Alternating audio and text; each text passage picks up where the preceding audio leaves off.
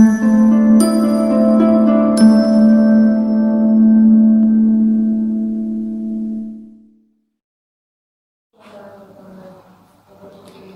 morning, guys.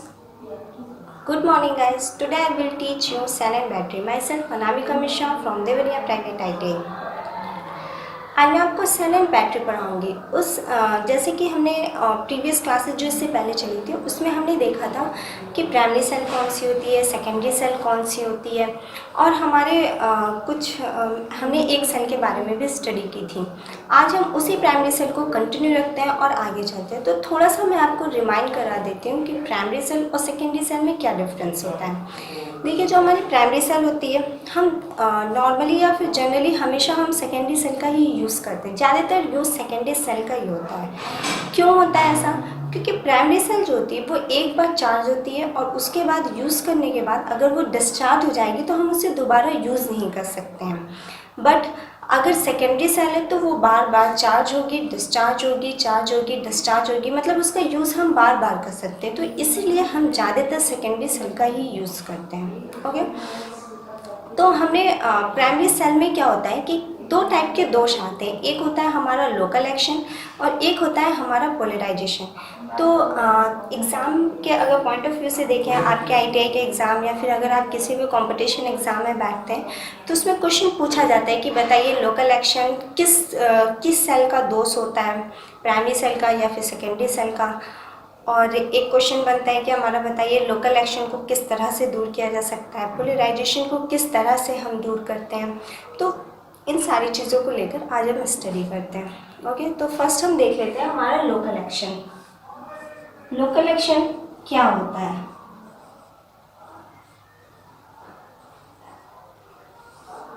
देखिए, मान लीजिए ये हमारा कोई एक कांच का बर्तन है।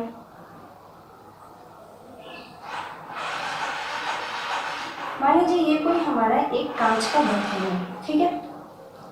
इस बर्तन में हमने एक जिंक की प्लेट ली हुई है, आपको पता ही है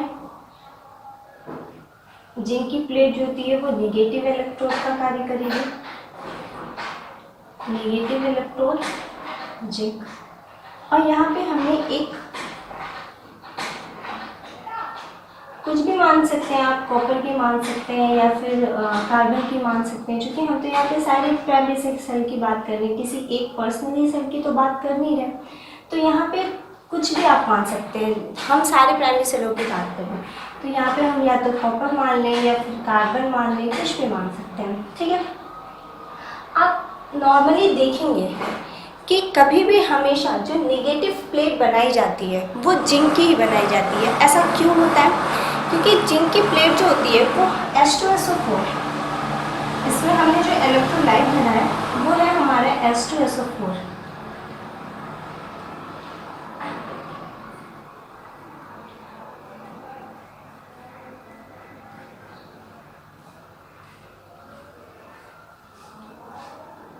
ये जो हमने इलेक्ट्रोलाइट भरा हुआ है वो है हमारा H2SO4। तो अगर प्योर जिंक होगा तो वो इस हाइड्रोजन के साथ रिएक्शन नहीं करेगा। तो ये हमारा एक प्लस पॉइंट होता है। इसीलिए कभी भी जो हम नेगेटिव प्लेट बनाते हैं वो हमेशा हम किसकी बनाते हैं? जिंक की बनाते हैं, ठीक है। अब क्या होता है, लेकिन कोई भी चीज़ जैसे आइडियल तो नहीं होती ना, हम जो पढ़ते हैं वो आइडियल केस के लिए पढ़ते हैं, लेकिन उसमें थोड़े बहुत इम्प्योरिटीज़ तो मिली ही होती है। तो उसी तरह ये प्योर जिंक नहीं है, यहाँ पे हमने थोड़ा सा आयरन या फिर लेड मिला दिया है, थोड़ा सा आयरन मिला दिया है या फिर लेड मिला दिया है। तो अब क्या हुआ है कि ये एक जिंक के साथ आयरन और लेड भी मिक्स है, इसका मतलब कि अब रिएक्शन हो सकता है हमारा, ठीक है।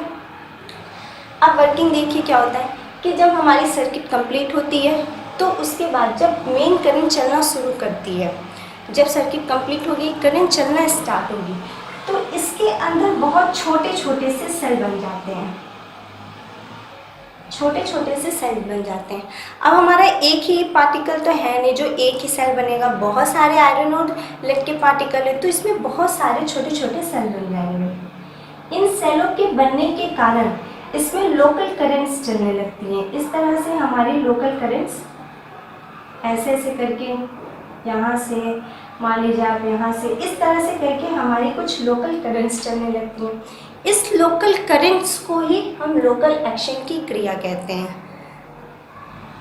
ये जो लोकल करंट चल रही है इसी को हम लोकल एक्शन की क्रिया कहते हैं। इसका डिसएडवांटेज क्या होता है, इस लोकल करंट के चलने के कारण कोई भी हमारी मेन करंट चले या ना चले, दोनों ही कंडीशन में यहाँ पे जिंक का व्यय होता रहता है, यानी कि जिंक जो होता है वो क्षय होता रहता है। जिंक के क्षय होने के कारण यहाँ पे केमिकल रिएक्शन जो होता है वो डिस्ट्रॉय होती रहती है। आपको पता ही है कि केमिकल एनर्जी जो होती है वो इलेक्ट्रिकल एनर्जी के फॉर्म में चेंज होगी, तो यही केमिकल एनर्जी जो होती है वो डिस्ट्रॉय होती रहती है। किसके कारण, लोकल एक्शन की क्रिया के कारण। ठीक है, तो लोकल एक्शन हमारा क्या हुआ कि हमने जिंक की प्लेट बनाया। हम जिंक की इलेक्ट्रोड इसलिए बना रहे क्योंकि वो हमारा हाइड्रोजन के साथ रिएक्ट नहीं करेगा, बट जिंक के साथ उसमें आयरन और लेड में मिला हुआ है, तो आयरन और लेड मिले होने के कारण इसमें छोटे छोटे सेल बन जाते हैं। इन सेलों के कारण इसमें कुछ ऐसे ऐसे करके करंट चलने लगती हैं। इन्हीं करंटों को हम लोकल करंट कहते हैं और इस क्रिया को हम लोकल एक्शन कहते हैं। इससे क्या होता है कि हमारी केमिकल एनर्जी जो होती है वो डिस्ट्रॉय हो जाती है। अब हमें इस फॉल्ट को दूर करना है, तो दूर करने के लिए हम क्या करेंगे कि ये जो मान लीजिए ये कोई हमारी जिंक की प्लेट है, तो इस जिंक की प्लेट पे, ये हमारी जिंक की प्लेट है, इस जिंक की प्लेट पे हम चारों तरफ इस तरह से रुई लेकर के इस पे चारों तरफ पारे की परत चढ़ा देंगे। ठीक है, रुई लेकर चारों तरफ हम पारे की परत चढ़ा देंगे। तो जब पारे की परत चढ़ाते हैं तो ये पारा क्या होता है, अपने अंदर जिंक को घोल लेता है। जिंक को घोलने के कारण ये सिर्फ इसके अंदर के एलिमेंट जो होते हैं वो इलेक्ट्रोलाइट के टच में आते ही नहीं है, यानी कि लेड और आयरन वो सब अपने अंदर ही घोल लेगा। तो घोल लेने के कारण ये इलेक्ट्रोलाइट के टच में नहीं आते हैं और यहाँ से सिर्फ जिंक जो होता है वही टच में आता है इलेक्ट्रोलाइट के, और जिंक और हाइड्रोजन के बीच कोई भी केमिकल रिएक्शन नहीं हो सकता है। ओके, तो आपसे क्वेश्चन पूछा जाएगा कि बताइए लोकल एक्शन की क्रिया को दूर करने के लिए हम क्या करते हैं। तो लोकल एक्शन की क्रिया को दूर करने के लिए हम जिंक की प्लेट पे चारों तरफ रुई से पारे की परत चढ़ा देते हैं। पारे की परत चढ़ने के कारण पारा अपने अंदर जिंक को पूरी तरह से घोल लेता है। घोलने के कारण जो उसमें आयरन और लेड के पार्टिकल होते हैं वो इलेक्ट्रोलाइट के टच में नहीं आते हैं, जिसके कारण लोकल करंट नहीं चलती है। सिर्फ और सिर्फ यहाँ पे जिंक ही इलेक्ट्रोलाइट के टच में आता है, जिससे कि आपको पता ही है इन दोनों के बीच में कोई भी केमिकल रिएक्शन नहीं होता है। ओके, ये था हमारा पहला दोष। अब हम दूसरे पे आते हैं। दूसरा क्या है हमारा, पोलराइजेशन।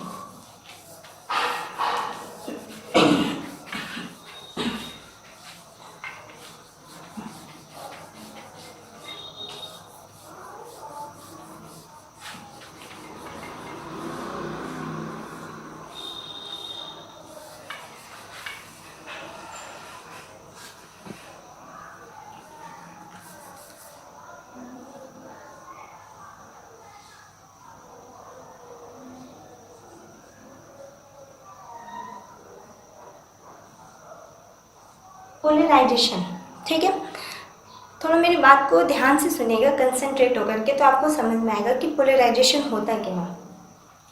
मान लीजिए यहाँ पे कोई एक हमारे पास बर्तन था, किसी भी चीज़ का मान सकते हैं आप, शीशे का, कांच का, कोई भी बर्तन एक मान सकते हैं। ठीक है, मैंने यहाँ पर एक जिंक की प्लेट रख दी। जिंक की प्लेट आपको पता ही है निगेटिव इलेक्ट्रोड होती है, और यहाँ पे हमने एक कॉपर की प्लेट रख दी। कॉपर यहाँ पे प्लेट क्या होगा, यहाँ पे कॉपर का प्लेट जो होगा वो पॉजिटिव इलेक्ट्रोड होगा। ठीक है, तो ये हो गई हमारी नेगेटिव इलेक्ट्रोड जिंक, और ये हो गया हमारा पॉजिटिव इलेक्ट्रोड कॉपर। यहाँ पे हमने इलेक्ट्रोलाइट के रूप में भरा है H2SO4।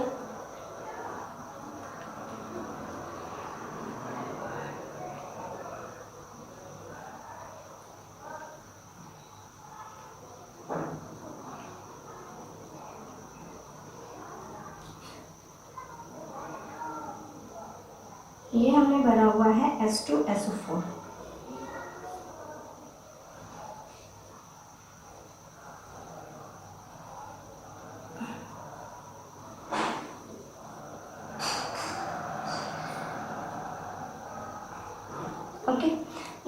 भरा हुआ है यहाँ पे H2SO4 इलेक्ट्रोलाइट। ठीक है, तो हम आपको पोलराइजेशन समझाना चाह रहे हैं। जब यहाँ पे सर्किट कंप्लीट होगी, हाँ, यहाँ इसको इसके इलेक्ट्रोड को यहाँ पे जोड़ देंगे। उसके बाद क्या होगा कि जब यहाँ पे ये एक सर्किट कंप्लीट हो जाएगी इसकी, तो ये हाइड्रोजन जो दिख रहा है आपको, ये क्या है, एक गैस है। गैस आयन के बुलबुले जो होते हैं वो यहाँ पर उठने लगते हैं, यहाँ से ऐसे ऐसे बुलबुले जो होते हैं वो उठने लगते हैं, और ये बुलबुले उठ के कॉपर की प्लेट पे जाते हैं। कॉपर की प्लेट पे जाकर अपना पॉजिटिव आयन कॉपर की प्लेट को दे देते हैं। यहाँ पे पूरा पॉजिटिव पॉजिटिव चार्ज हो जाएगा। ठीक है, ये उठे, यहाँ से हाइड्रोजन के बुलबुले उठेंगे और ये कॉपर की प्लेट पे जाके चिपक जाते हैं और अपना पॉजिटिव चार्ज जो होता है वो कॉपर की प्लेट को दे देते हैं। कॉपर की प्लेट को देने के कारण आपको पता है कि गैस जो होता है वो विद्युत का कुचालक होता है। विद्युत का कुचालक होता है। कुचालक होने के कारण यहाँ पे करंट की वैल्यू जो होती है वो कम हो जाती है।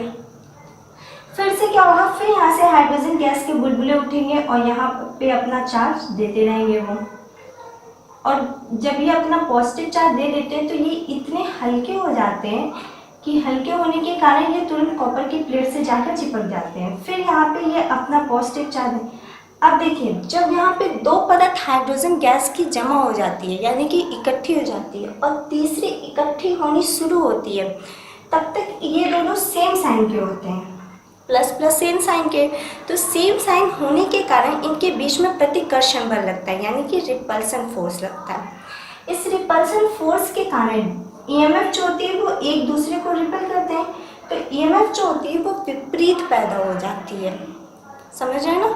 तो यहाँ से जब रिपल्सन होगा, दोनों साइन है, दोनों साइन के बीच रिपल्सन होगा, यानी प्रतिकर्षण का बल लगेगा। तो जब प्रतिकर्षण का बल लगेगा तो ये ईएमएफ जो होती है वो विपरीत हो जाती है। ईएमएफ विपरीत होने के कारण करंट की वैल्यू बहुत ही कम हो जाती है। इसी को हम पोलराइजेशन कहते हैं। एक बार फिर से सुन लीजिएगा। ये हमारी कोई कॉपर की एक प्लेट थी और इसमें हमने इलेक्ट्रोलाइट भरा हुआ था H2SO4।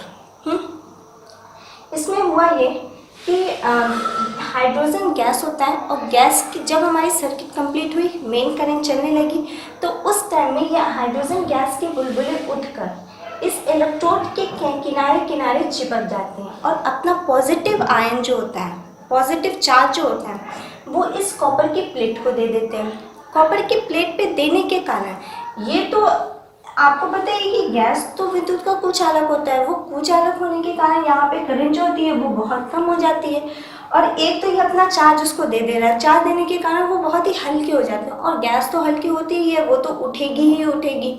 ठीक है, तो इसके उठने के कारण यहाँ पे करंट की वैल्यू कम हो जाती है। फिर से ये आते हैं और यहाँ पे अपना एक परत फिर से जम जाती है। जब यहाँ पे हम तीसरी लेयर जमने लगती है, तीसरी परत जब जमने लगती है, तो इन दोनों के बीच में सेम सेम साइन होने के कारण, यानी प्लस प्लस होने के कारण रिपल्सन का फोर्स लगता है। रिपल्सन का फोर्स लगता है। रिपल्सन का फोर्स लगने के कारण ईएमएफ जो होती है वो विपरीत डायरेक्शन में चली जाती है, एक दूसरे के विपरीत लगने लगती है। जब एक दूसरे के विपरीत लगने लगती है तो हमारी करंट की वैल्यू बहुत ही ज़्यादा डिक्रीज हो जाती है। इसी क्रिया को हम पोलराइजेशन कहते हैं। पोलराइजेशन की जो दोष होता है ना, उसको दूर करने के लिए डीपोलराइज किया जाता है। या तो तेजाब लेंगे, तेजाब लेकर के प्लेट को निकाल के धो दें उसे, या फिर सोडियम बाइकार्बोनेट यूज़ कर ले। मैग्नीशियम तो नहीं, लेकिन हाँ सोडियम बाइकार्बोनेट हम यूज़ कर सकते हैं। और सबसे बड़ा ड्रॉबैक ये होता है ना, या फिर सबसे अगर हम देखें तो इसको दूर करने का रीज़न क्या, अब इलेक्ट्रोड निकालें, धोएं और सोडियम बाइकार्बोनेट यूज़ करें, इन सारी चीज़ों से ये बेटर होता है कि जो ये रिएक्शन हो रहा है, ऐसा कुछ हम रिएक्ट कराएं कि ये तुरंत हाइड्रोजन जो होता है वो वाटर के फॉर्म में चेंज होता जाए, यानी कि पानी के फॉर्म में चेंज होता जाए। तो अगर इस टाइप के हम रिएक्शन करा लेते हैं तो हम पोलराइजेशन को बहुत ही आसानी से दूर किया जा सकता है। ठीक है, आगे के सेल में हम देखेंगे। ये थी हमारी प्राइमरी टाइप जो सेल होती है, उसके दो दोस्त हैं, लोकल एक्शन और पोलराइजेशन। क्वेश्चन यहाँ से 2-3 पूछा जाता है। सबसे पहला क्वेश्चन ये बनता है कि बताइए प्राइमरी सेल में कौन कौन से फॉल्ट होते हैं। तो एक हो गया हमारा लोकल एक्शन और पोलराइजेशन। उसके बाद पूछा जाएगा कि लोकल एक्शन को दूर करने के लिए क्या करते हैं, तो पानी की परत चढ़ा देते हैं। पोलराइजेशन को दूर करने के लिए क्या करते हैं, तो डीपोलराइज करते हैं, तेजाब यूज़ करते हैं, सोडियम बाइकार्बोनेट यूज़ करते हैं, या फिर हाइड्रोजन को हम वाटर के फॉर्म में चेंज कर दें। तो ये जैसा ऑप्शन दे रहेगा वैसा आप टिक कर लेंगे। ओके, नेक्स्ट हमने प्रीवियस क्लासेस में वोल्टिक सेल पढ़ा था, आपको याद ही होगा। आज हम उसी के आगे डैनियल सेल पढ़ेंगे।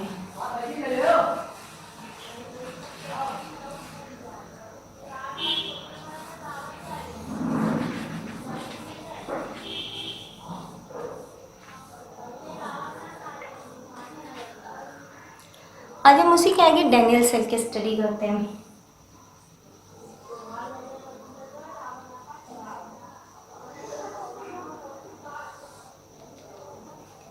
ध्यान से देखिएगा, यहाँ पे हमने एक कांच का बर्तन लिया हुआ है।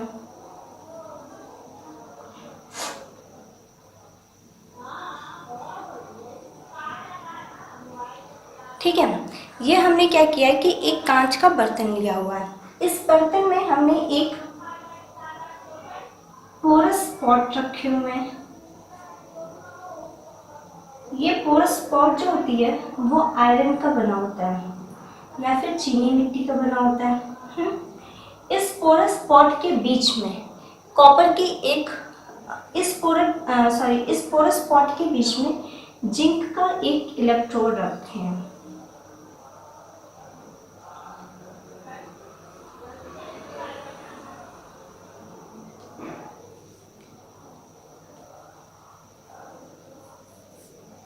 ये एक जिंक का इलेक्ट्रोड है।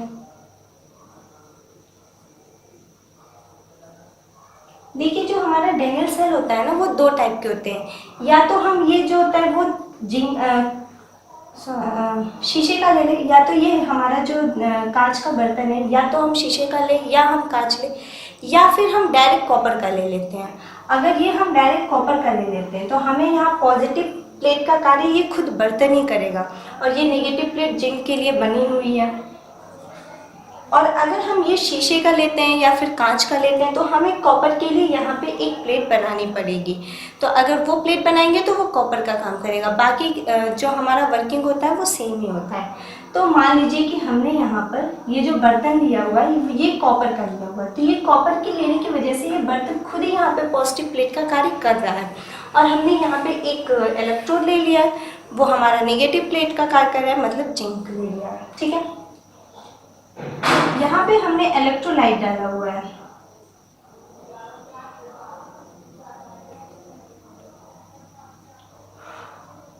इलेक्ट्रोलाइट डाला हुआ है। यहाँ पे इलेक्ट्रोलाइट जो है वो है हमारी CuSO4। इसका मतलब क्या है, कॉपर सल्फेट। इस पोरस पॉट के अंदर भी इलेक्ट्रोलाइट है।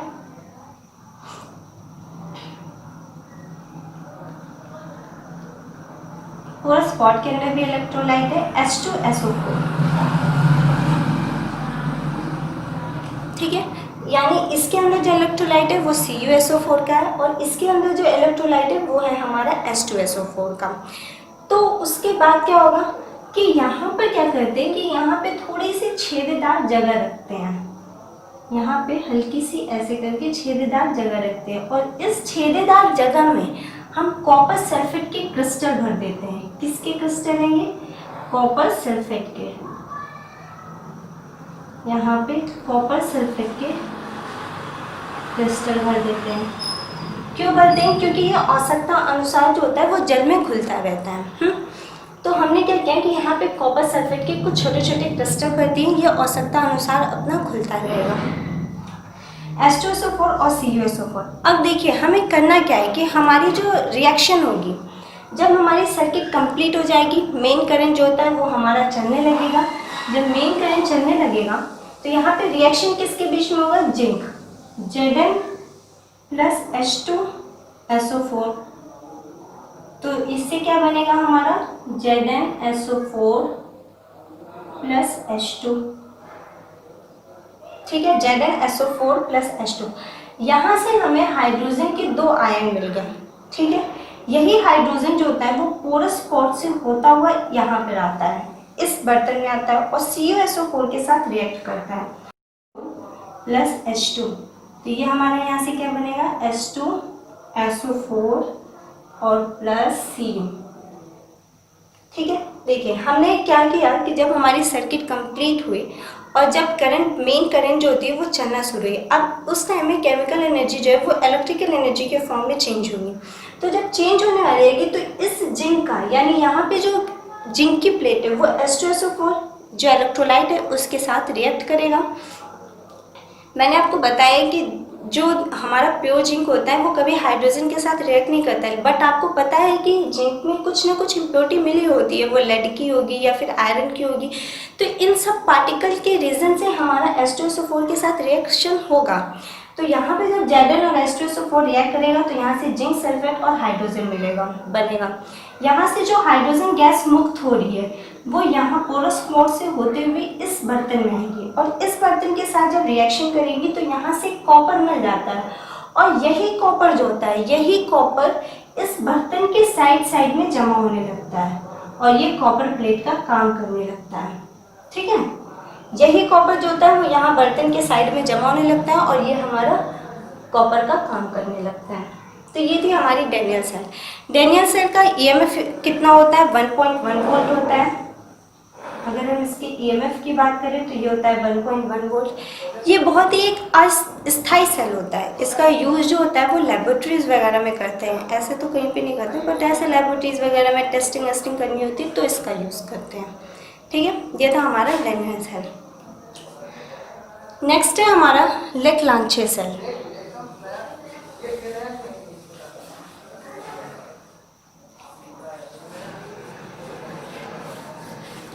सेल एंड बैटरी जो होता है वो बहुत ही इम्पोर्टेंट चैप्टर होता है। इसका लास्ट में जाके आप सीरीज कॉम्बिनेशन, पैरेलल कॉम्बिनेशन और ये जितने भी टाइप के सेल पढ़ेंगे, सेकेंडरी सेल या प्राइमरी सेल, ये सारी चीज़ें जो होती हैं वो आपके एग्ज़ाम में से 2-3 नंबर की अक्सर पूछ ही ली जाती है। अब क्या पूछा जाएगा ये तो कोई जानता नहीं है, बट किस टॉपिक से किस टाइप के क्वेश्चन बनते हैं ये बताया जा सकता है। तो आप भी जब एग्ज़ाम देते रहेंगे 2 साल 3 बार, 1 बार 2 बार जब पेपर देते हैं तो आपको खुद भी आइडिया हो जाएगा कि हम सेल एंड बैटरी पढ़ रहे हैं तो हमें इस चैप्टर से किस टाइप के क्वेश्चन आ सकते हैं। तो उसी तरह जैसे जब आप स्टडी करते रहेंगे तो आपको इस बात का अंदाज़ा लगता रहेगा। तो यहाँ पे नेक्स्ट सेल हम पढ़ते हैं लेक्लांचे सेल।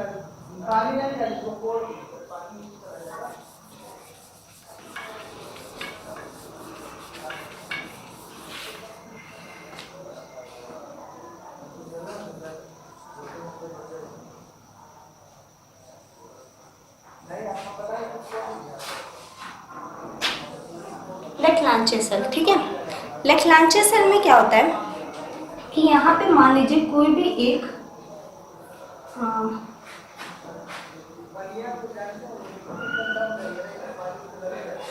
ये मान लीजिए हमने एक कांच का बर्तन लिया हुआ है, ठीक है। थोड़ा इसको आप ध्यान से समझिएगा। लेक्लांचे सेल, ये मान लीजिए हमने एक कांच का बर्तन ले लिया है। इस कांच के बर्तन में एक पोरस स्पॉट रखा हुआ है,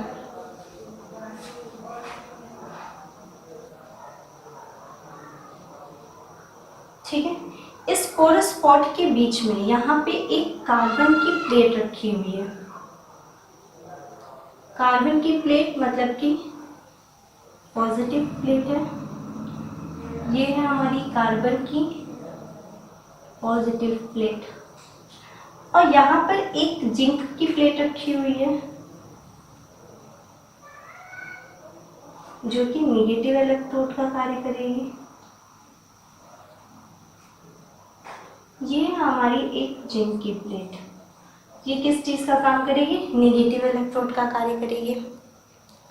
अब इस ये जो हमारा बर्तन है, ठीक है, इस बर्तन में इलेक्ट्रोलाइट भरा हुआ है।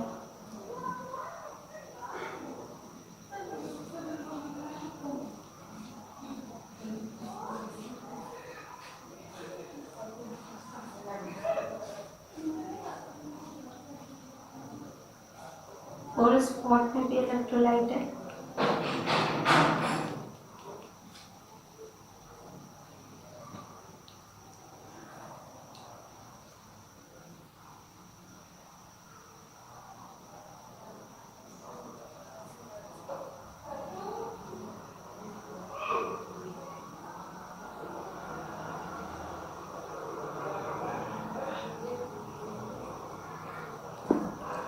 ठीक है, इसमें भी इलेक्ट्रोलाइट भरा हुआ है, थोड़ा सा तिरछा बनाया, आप थोड़ा सा कॉम्प्रोमाइज़ कर लीजिएगा। ये हमारा बीकर है, सॉरी ये हमारा बर्तन है, बर्तन में हमने भरा हुआ है NH4Cl, ठीक है, यानी कि अमोनियम क्लोराइड। NH4Cl यानी मतलब अमोनियम क्लोराइड। और ये हमारा जो पोरस स्पॉट है, इसमें भरा हुआ है MnO2, MnO2 मतलब मैग्नीज डाइऑक्साइड। अब देखिए, कंसंट्रेट रहिएगा, इक्वेशन में पहले इक्वेशन अभी देखिएगा कि ये जो हमारा इलेक्ट्रोलाइट है उसमें NH4Cl है और यहाँ पे MnO2 है, पोरस स्पॉट में हमारा MnO2 है। तो ये एक कार्बन की छड़ है, जनरली आपने देखा होगा कि कॉपर की छड़ लिया जाता है, बट यहाँ पे हमने कार्बन की छड़ ली हुई है।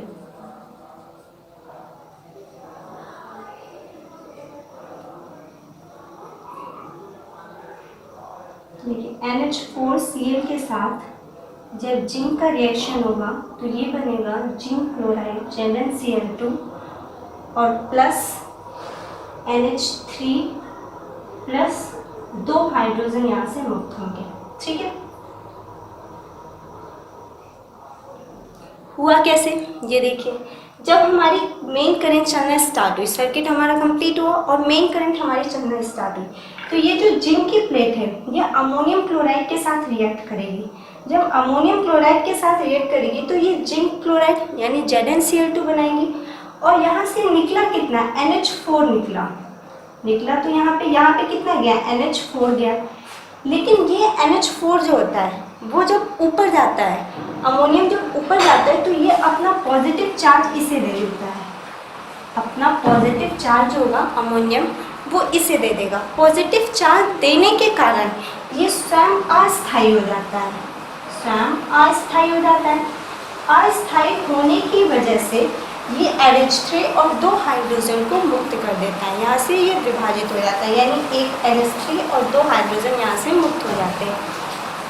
ये हाइड्रोजन, यहाँ के जो हाइड्रोजन है, यही हाइड्रोजन जो होते हैं वो मिलते हैं फिर हाइड्रोजन यानी कि H2 और प्लस MnO2, तो यहाँ से क्या बनेगा,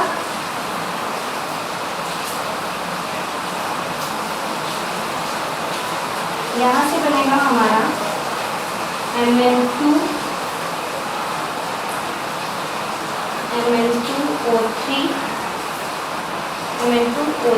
प्लस H2O यानी कि पानी बन जाएगा, ठीक है।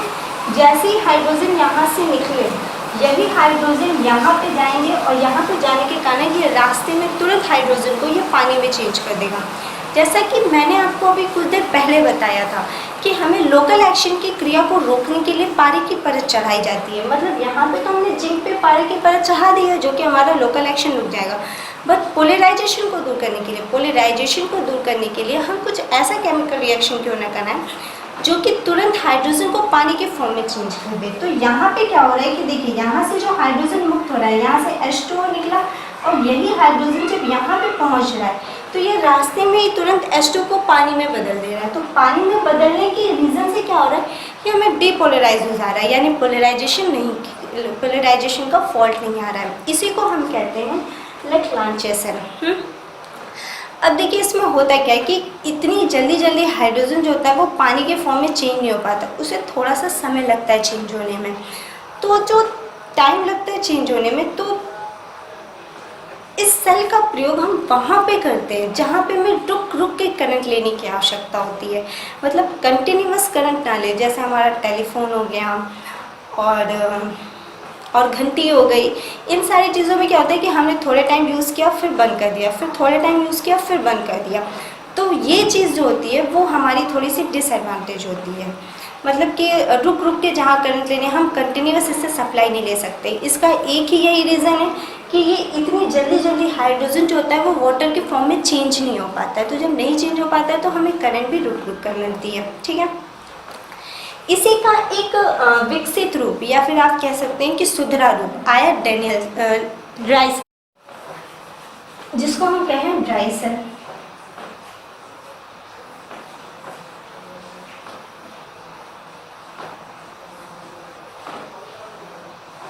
इसी का एक सुधरा रूप आया ड्राई सेल। ड्राई सेल में देखिए सारी वर्किंग सेम होती है, सब कुछ सेम होता है, बस होता क्या है कि हम यहाँ पर जो यूज़ कर रहे हैं ना NH4Cl, ये इलेक्ट्रोलाइट के रूप में यूज़ कर रहे हैं, यानी कि वो अपने ही आयनों में विभक्त होगी। लेकिन जब हम ड्राई सेल पढ़ते हैं तो उस ड्राई सेल में क्या करते हैं कि यहाँ पे हम पेस्ट बनाते हैं और इलेक्ट्रोलाइट की जगह हम पेस्ट का यूज़ करते हैं, उसी को ड्राई सेल कहते हैं। लेक्लांचे सेल का EMF होता है, लेक्लांचे सेल का EMF होता है 1.4 वोल्ट और ड्राई सेल का EMF होता है 1.8 वोल्ट। ड्राई सेल में हमें कंटिन्यूअस सप्लाई मिलती रहती है और लेक्लांचे सेल में हमें कंटिन्यूअस सप्लाई नहीं मिलती है, यानी कि रुक रुक कर करंट मिलती रहती है। तो इसी तरह से हम इसका एप्लीकेशन भी करते हैं। जहाँ रुक रुक कर सप्लाई की ज़रूरत होती है वहाँ पे हम लेक्लांचे सेल यूज़ करते हैं, जहाँ हमें कंटिन्यूअस सप्लाई की ज़रूरत होती है वहाँ पे हम ड्राई सेल यूज़ करते हैं। दोनों की वर्किंग सेम है, दोनों की इलेक्ट्रोलाइट सेम है, सब कुछ सेम है, बस यहाँ पे इलेक्ट्रोलाइट के रूप में हमने यूज़ किया है NH4Cl को, और यहाँ पे हम ड्राई सेल में हम पेस्ट के रूप में यूज़ करेंगे। ओके, तो अब देखिए यहाँ से क्वेश्चन कैसे आता है। आप जितने भी प्राइमरी करंट पढ़ेंगे उसमें आपने देखा होगा कि जो हमारी पॉजिटिव प्लेट इलेक्ट्रोड होती है वो हमेशा कॉपर की होती है, लेकिन आप यहाँ पे देख रहे हैं कि पॉजिटिव इलेक्ट्रोड जो होती है वो कार्बन की बनाई जा रही है। तो सबसे पहला क्वेश्चन तो यही होता है कि बताइए हमारी पॉजिटिव इलेक्ट्रोड किस चीज़ की होती है, तो कार्बन की बनी होती है। दूसरी चीज़, हमारा जो H2O जो होता है वो वाटर की फॉर्म में क्यों चेंज कर रहे हैं, क्योंकि हम पानी को हम पोलराइजेशन की क्रिया ना हो इस वजह से हम हाइड्रोजन को पानी में चेंज कर रहे हैं। उसके बाद इस पानी जो होता है वो हाइड्रोजन में इतनी आसान जल्दी नहीं चेंज हो पाता है, तो जल्दी ना चेंज होने की वजह से इसके ड्रॉबैक क्या है, तो इसके ड्रॉबैक ये हैं कि करंट जो वहाँ पे हम इसका यूज़ करते हैं जहाँ पे हमें रुक कर करंट लेने की ज़रूरत होती है। ओके, तो आज यहीं पे हम ख़त्म करते हैं। आज आपका प्राइमरी सेल ख़त्म हो गया है। नेक्स्ट लेक्चर में हम आपको सेकेंडरी सेल बताएंगे। Thank you.